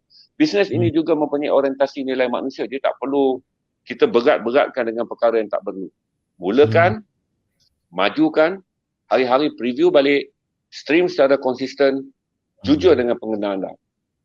Jujur dengan pengguna anda. Betul. Ada lagi soalan? Itu tadi. Tak ada lagi soalan? Okey. Nampaknya masa agak dah terlebih daripada wajar keberjangkaan kita. Saya okey je. Kita memang bagi hajnya per minit. Okey, saya ada satu soalan, mungkin soalan yang terakhir yang saya akan ajukan untuk Tuan Haji, iaitu jualan secara penerimaan langsung ini tentu ada risikonya. Ini biasa orang kena tahulah. Okey, seperti terdedah pada aktiviti scammers ataupun pembelian palsu. Jadi pandangan Tuan Haji sendiri terhadap perkara ini dan bagaimana penjual lama mendempaninya dan mengatasinya? Okey. Tak ada masalah yang tak akan berlaku dalam mana-mana perniagaan. Dalam istilah ni disebut jual bayar dan scammer. Garasi ada 3,000 lock sebulan. Saya anggap purata lock ni berarti orang yang telah membeli pada garasi adalah sekitar 36,000. Berarti daripada kita mula kita dah buat 36,000 postage. 36,000. Ribu postage. Daripada jumlah tu kurang 5% adalah jual bayar. Berarti dia lock tapi dibatalkan. Kurang 5%. Sangat rendah. Dan selalunya jual bayar pun bukan jual bayar. Waktu kita jual barang yang terlampau laju, macam saya naik baju baseball, lock akan datang bertalu-talu orang akan lock sebab itu baju yang paling direbut. Jadi kadang-kadang dia tak perasan, dia dah lock dah yang dapat. Kemudian dia ingat dia tak dapat, dia lock lagi. Akhirnya dia dapat 3. So dia kata, bang alamak, saya ingat saya tak dapat. Tapi dah dapat. Boleh saya pulangkan 2 ni. Jadi 2 ni ambil, esok saya up balik. Jadi istilah jual bayar ni bukan masalah. Dan saya bagi tahu pada saudara je, senang je jual bayar. Sekali track record kita block. Sistem tu membantu kita menyelesaikan sampah di dalam streaming kita. Okey, scammer. Scammer boleh diatasi apabila kita, macam sekarang kami gunakan scroll scammer. Bila scroll tu kan, bila naik tu macam you pernah live kan, kita bagi tahu dah number dia. Dan kemudian kita keep a remind. Dan akhirnya apabila orang masuk, saya bagi tahu daripada 3,000 saya buat tu lebih 37,000 tu, kita hanya ada 3 kes saja orang ditipu oleh scammer. Hanya 3 kes daripada 36,000 postage yang kita dah buat, kes pembelian yang kita buat, hanya 3 kes ya. Pelanggan pernah ditipu oleh orang yang menyamar sebagai wakil garasi TV. Wakil garasi. Sangat minimal. Jangan gini dia akan ada masalah. Tetapi masalah tu hingga saya tak pernah fikir pun, sebab beban untuk memikirkan terus kejayaan yang akan datang lagi banyak. Berarti kalau orang report kat saya, bang, tim saya pun tak akan datang menyesal saya dengan kata bang ada 10 orang tak ambil barang kita, sebab kita tengah discuss nak menyelesaikan 10 gundi barang yang kita nak jual. Jadi masa yang ada kita gunakan, kita nak naik gundi apa dulu, hari ni Hawaii, okey ni tengah bulan kita main t-shirt sebab t-shirt lebih murah, okey kita ada gundi Amino, kita simpan nanti kita buat combo pistol-pistolan army-armian pada hari yang kita rasa masyarakat ceria sikit. Kami lebih fikir benda tu daripada nak mikir 10 orang yang jual buyer ketika kita mempunyai 10,000 pasang baju untuk dijual. Better kita habiskan untuk think forward. Itu bukan isu besar. Betul. Saya selalu anggap kata dibesar-besarkanlah. Saya lebih menghormati 120 hingga 160 orang yang membeli setiap hari daripada garasi. Daripada memikirkan 5-6 orang yang buat lock. Lebih baik saya memikirkan bagaimana nak mengekalkan komitmen 120 hingga 160 orang yang setiap hari membeli dengan garasi. Betul. Baik, saya ada satu soalan lagi. Ada satu daripada sini. Kita satu soalan tambahan daripada penonton. Kalau kita boleh terus bacakan. Okey. Boleh. Okey, bersama dengan CEO kami lagi, Cik Sakri. Okey. Apakah perlu diwujudkan etika kepada joki supaya ada keseragaman dan memastikan sesuatu yang beretika berlaku? Ini menyentuh kepada etika profesionalism. Pandangan Tuan Haji bagaimana? Mesti ada. Kalau dalam stream bundle mungkin tak apalah. Tapi dalam stream formal buku kena ada etik. Sebab kita bercakap tentang satu benda yang kita nak letakkan di tahap yang tinggi. Di tahap untuk dihormati. Kita kena jaga, tak boleh buat sembarangan. Saya pun kalau tengok saya stream barang bundle dengan saya stream buku, berbeza. Karakter saya berbeza. Masuk ke dalam stream buku, saya akan masuk dalam stream di mana saya bercakap tentang ini adalah katalis bangsa, bahasa jiwa bangsa. Saya bercakap tentang kasih sayang saya kepada orang-orang yang ada ataupun telah tiada, yang telah memberi jasa mereka menghasilkan buku. Jadi saya masuk dalam satu sesi di mana penghormatan yang saya letakkan kepada segmen itu sangat tinggi. Saya mempunyai tetamu yang datang kepada saya yang share interest yang sama. Kita sama-sama mencintai buku, kita sama-sama nak menghidupkan buku. Kita sama-sama nak bangsa kita membaca buku. Jadi etik itu saya pegang. Kerana kita datang dengan satu niat bukan nak hoha-hoha macam kita streaming sekarang ni. Saya berbeza saya menganggap kata 1 jam yang saudara beri pada saya adalah peluang untuk saya memberitahu kepada masyarakat cintai buku, bagi tahu kepada mereka yang nak gerakkan industri buku, lakukan, jangan rasa takut. Bagi tahu kepada orang yang sentiasa mengatakan bahawa susah nak jadi joki, saya bagi tahu kata tak ada hari pertama anda boleh menjadi pemain yang terbaik. Tak ada hari pertama dan tak ada hari terakhir pun untuk anda kata anda telah menjadi yang terbaik. Setiap hari ada hari yang belajar. So saya beritahu pada semua orang bahawa tujuan kita stream dan apabila saya buat buku, saya melakukannya bukanlah kerana kita mencintai buku. Jadi kena letak satu standard yang tinggi. Mudah je kita mencintai. Berarti kalau girlfriend kita tak luka dan tak cakap benda bukan dengan girlfriend yang kita cintai. Kalau kita cintai ibu bapa kita tak kurang ajar dengan ibu bapa kita. Kalau kita mencintai agama kita akan menjaga maruah agama kita. Dan kalau kita mencintai Tuhan kita Allah, kita akan menjaga segala akhlak. Dosa pahala yang kita lakukan, kita akan ambil kira. Jadi bila kita stream buku, kita melakukannya dengan rasa cinta. Jadi standardnya itu lain. Kalau stream bundle mungkin boleh ada sikit suka-suka ke apa, tapi saya stream bundle pun serius kan. Saya membaca, saya melakukannya dengan sangat gembira. Saya melalui kehidupan 54 tahun dan 26 tahun bekerja. Inilah kehidupan yang saya rasa sangat menyeronokkan. Saya stream 7 jam sehari. Saya tidur di studio 5 hari seminggu. Saya membaca 40 artikel sehari. Semata-mata kerana saya nak memenuhi komitmen stream saya. Kerana stream saya juga adalah stream yang berkongsi isu semasa. Saya belajar barang-barang, saya selak barang-barang, saya habiskan masa berbual dengan rakan-rakan meniaga bandar yang boleh bagi saya tip tentang bagaimana saya boleh mempromosi barang saya dengan lebih baik. Saya belajar semua benda. Never ending story. Untuk seorang lelaki tua yang telah pun beruban, ada memakai kacamata yang power dia 600. Still dunia yang enjoy lah. Betul-betul. Sangat enjoy. Baik, itulah tadi sedikit bersama dengan tokoh kita iaitu Tuan Haji Zainal Rashid Ahmad yang mana kita ada perkongsian bukan lagi 1 jam, bukan lagi 60 minit, telah tambah-tambah masanya. Kalau ikutkan saya rasa memang akan ada banyak lagi soalan yang akan diajukan oleh penonton kita. Dan sebelum kita akhiri sesi kita, penstreaman kita pada hari ini, sekali lagi saya ingin wawarkan kepada semua yang menonton bersama kita, terima kasih banyak-banyak. Kita ada lebih daripada 200 orang yang saya dapat lihat sekarang ni di hadapan saya, yang statik ya, daripada mula sampai sekarang maintain ya.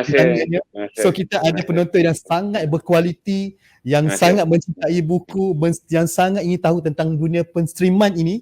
Jadi kita gunakan platform ataupun ilmu yang ada yang dikongsikan oleh Tuan Haji kepada kita dengan sebaik mungkin. Kita manfaat dengan sebaik mungkin, sebar-sebarkan ilmu kepada mereka-mereka yang ingin mengetahui lebih lanjut tentang dunia penstreaman langsung ini. Dan sekali lagi saya ingin wawarkan kepada semua penonton, Pesta Buku Antarabangsa Kuala Lumpur secara online sedang dijalankan dan berakhir sehingga 4 hari bulan 4 2021, dan boleh terus ke kedai buku ITBM yang kami adakan di Shopee, dan kami juga akan ada lagi kerjasama kolaborasi bersama dengan Garasi TV selepas ini, banyak lagi dengan Tuan Haji. Okay. Banyak lagi yang kita akan buat konten-konten yang lebih menarik, yang boleh menarik semua minat kita semua, sama ada dari segi bahasa, dari segi budaya, dari segi sastra, apa saja yang kita boleh kongsikan untuk memertabatkan khazanah yang kita ada. Dan itu saja. Ya, terima kasih Tuan Haji. Saya mewakili pihak produksi dan juga ITBM mengucapkan terima kasih kepada Tuan Haji atas kesudian bersama kami. Mungkin kita akan ada sesi yang kedua sebab agak menarik isunya. Okey. Dan dengan itu saya mengucapkan terima kasih kepada semua penonton atas kesudian bersama kami. Terima kasih banyak-banyak. Mohon maaf sekiranya ada terkasar bahasa, tersilap menggunakan perkataan ataupun apa sahaja. Okey. Dihalalkan ilmu Tuan Haji kepada kami. Dan semoga kita bertemu lagi pada rancangan yang akan datang. Okey, stream yang akan datang dan bersiaran langsung yang akan datang. Dan sebelum itu, sebelum saya lupa, pihak ITBM akan sentiasa mengadakan stream langsung sepanjang 17 hari Pesta Buku ini, iaitu setiap hari pada pukul 10.30 pagi dan juga pada pukul 3.30 petang. Kami bawakan pelbagai buku-buku yang menarik untuk dikongsikan dengan nilai diskaun yang sangat besar, termasuklah buku F.A. Hang Tuah dan juga kotak yang kami tawarkan ni. Nanti kita buat kepada Tuan Haji ni. Okay? Alright, jadi boleh dapatkan. Terima kasih banyak-banyak. Sampai jumpa lagi. Itu sahaja daripada kami. Dan kita akhiri dengan video promo ini. Sekian wabillahi taufiq wal hidayah. Wassalamualaikum warahmatullahi wabarakatuh. Assalamualaikum.